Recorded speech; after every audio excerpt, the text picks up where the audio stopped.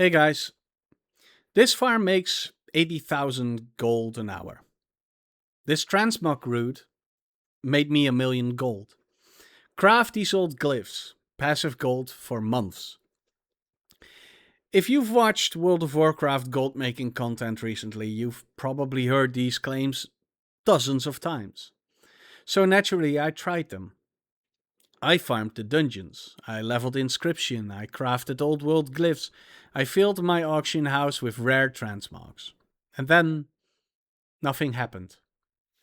Well, not nothing. I got items, I got inventory, I got thousands of auctions. What I didn't get was the gold. And I think one crucial detail is missing from a huge amount of gold making content on YouTube. Most of the creators making these guides play on North American servers. Let me be clear. I'm not saying these YouTubers are lying. Most of them genuinely show their TSM data. Most of them really do make impressive amounts of gold.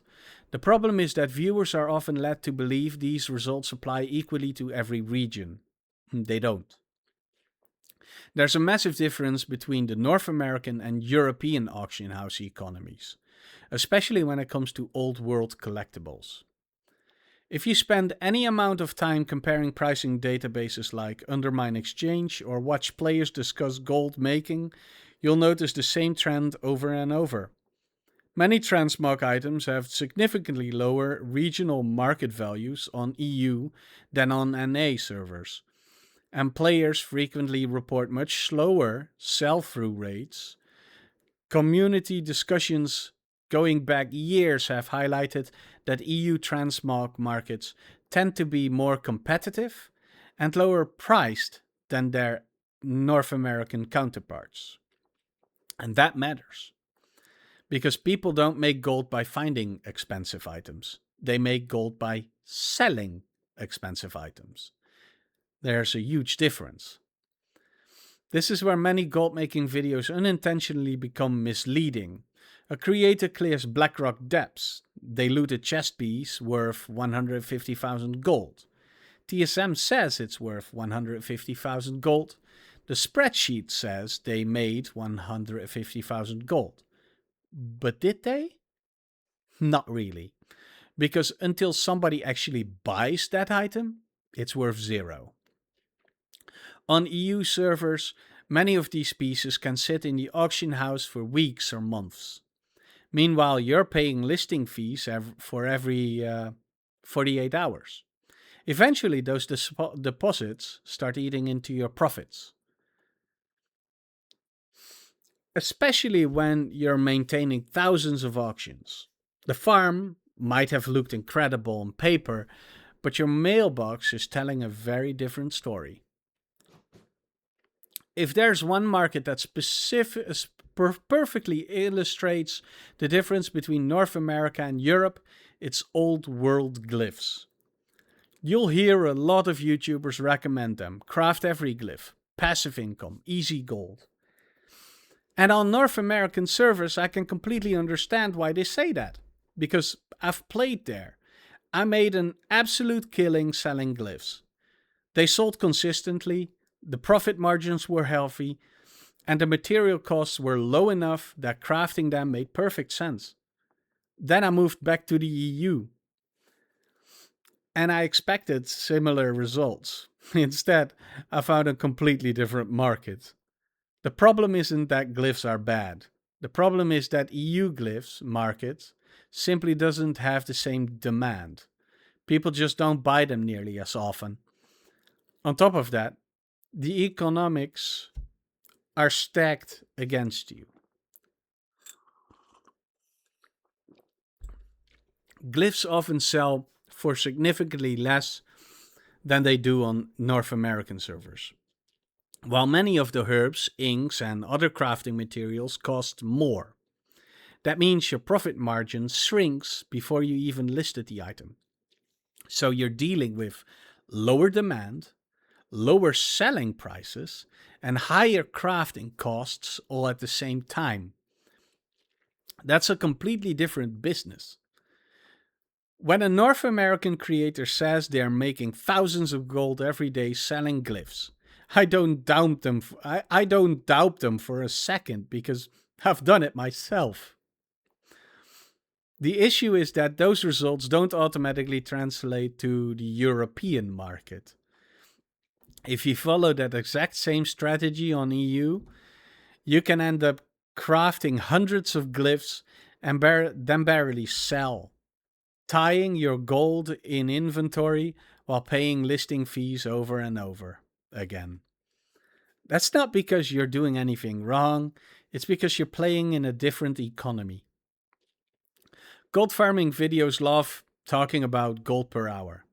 Almost nobody talks about gold per sale or sales per week. Those are completely different metrics.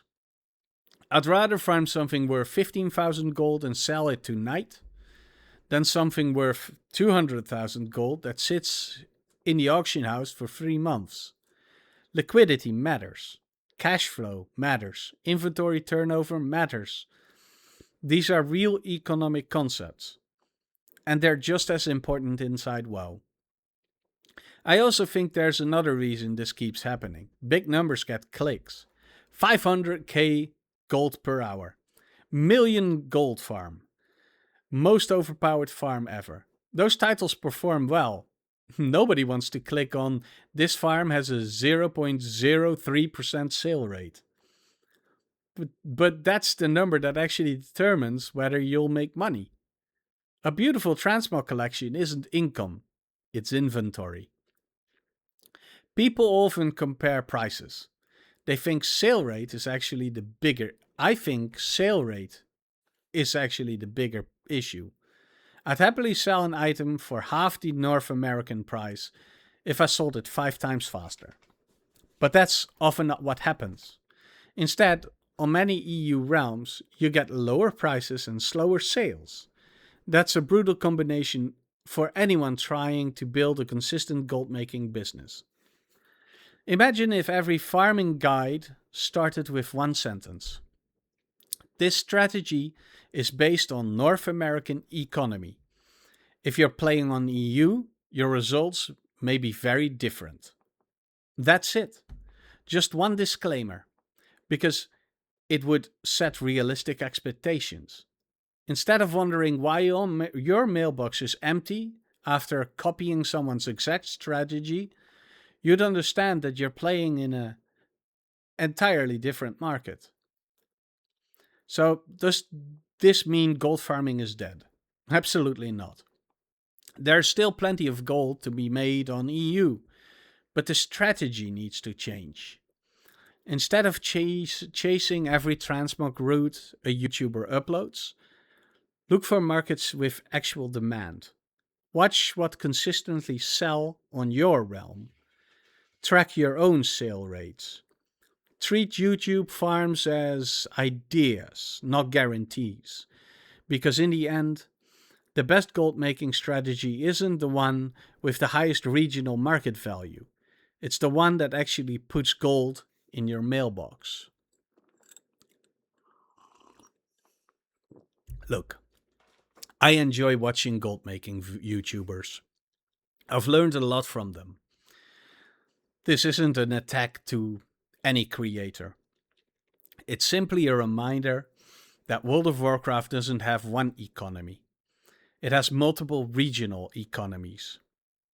And if you're on an EU and if you're an EU player trying to copy North American gold strategies, you're not playing the same auction house game. The sooner more creators acknowledge that, the more useful and honest their guides will become. Because at the end of the day, gold isn't measured by what an add on says your inventory is worth. Gold is measured by what actually sells. And with that said, thanks for watching, and I'll see you in the next one. Bye bye.